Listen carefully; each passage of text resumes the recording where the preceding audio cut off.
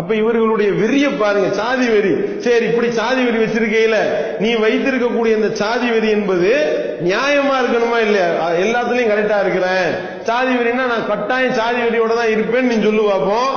அப்படி நீ உன்னுடைய சாதி வெறியினுடைய லட்சணம் எங்களுக்கு தெரியாது, உயர்ந்த ஜாதி உயர்ந்த ஜாதின்றிய. எங்களுடைய பார்வையில இது கேவலத்திலையும் கேவலம். நீ செய்யக்கூடிய வேலை, நீ உயர்ந்த ஜாதின்னு சொல்ற, சரி வச்சுக்கிறோம். உயர்ந்த ஜாதி, உயர்ந்த ஜாதியில பிறந்த உன்னுடைய பொண்டாட்டியினுடைய தங்கச்சிக்கும் ரஜினிகாந்துக்கு என்ன தொடர்பு சொல்லு பார்ப்போம். ரஜினிகாந்த் அவன் பாப்பானா? ரஜினிகாந்த் பிராமணனா? ரஜினிகாந்துக்கும் லதாவுக்கு என்ன தொடர்பு?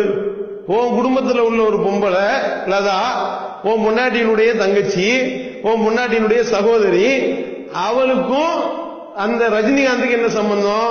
எல்லாம் வெளியே வருது. நீ தான் எல்லாத்தையும் லிங்க் பண்ணி விட்டுருக்க. அம்புட்டுக்கு நீ தான் ஏற்பாடு பண்ணி விட்டேன்னு அம்புட்டு பக்கம் பக்கமா எழுதிட்டு இருக்காங்க. நான் உனக்கு அனுப்பி விடுறேன், ஷேர் பண்ணி விடுறியா? நான் அனுப்புறேன். உணர்ச்சியை வெளிப்படுத்து பார்ப்போம். இப்ப நான் எங்க உணர்ச்சியை இப்ப மக்கள் வெளிப்படுத்துவாங்க, இப்ப நீ வெளிப்படுத்து. மை என்ஃபீல சொல்றதுக்கு எனக்கு உரிமை இருக்கு இந்த நாட்டுல. nobody can object to that. My என்ஃபீல சொல்றதுக்கு எனக்கு உரிமை இருக்கு இந்த நாட்டுல. nobody can object to that. அந்த லதா என்ற பொம்பளைக்கு ரஜினிக்கு என்ன தொடர்பு? சினிமா ஃபீல்ட்ல இருந்தவளா அந்த பெண்மணி, லதா என்ற பெண்மணி? அப்ப லதா இன்னும் சொல்ல போனா இந்த லதா என்ற அந்த பெண்ணை எப்படி லிங்க் பண்ணி விட்டாருன்னு வரலாறு எழுதி வச்சிருக்காங்க. ஒய்சி மகேந்திரன் ரஜினிகாந்துக்கு எப்படி லிங்க் பண்ணி விட்டார் எல்லாம் டீட்டெயிலா. இந்த கலா காட்சி ஒரு நிகழ்ச்சி நடத்தணும், என் மச்சினிச்சு வர்றா கொஞ்சம் பாத்துக்கிறீங்கன்னு அனுப்பி விட்டு நீ பண்ணத மாதிரிலாம் செய்திகள் வருது. அப்போ இப்ப ஜாதி பார்க்க வேண்டியதானே? இப்ப எங்க போச்சு ஒசந்த ஜாதி? உன்னுடைய ஒசந்த ஜாதி எங்க போச்சு சொல்லு பாப்போம்.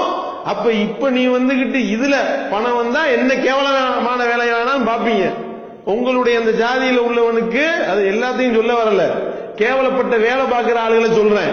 இப்படி கேவலப்பட்ட ஆளுகளுக்கு நீ உங்களுடைய அந்த ஜாதியில உள்ள நபர்களுக்கு நீங்க காட்டியும் கொடுப்பீர்கள், அதையும் செய்வீர்கள் என்று ஒரு பெரிய பேரே இருக்கின்றது. அந்த பேருடைய வெளிப்பாடாதான் நீ இந்த வேலையை பார்த்திருக்க என்று இந்த சமுதாயம் மீது குற்றச்சாட்டு வைக்கின்றது.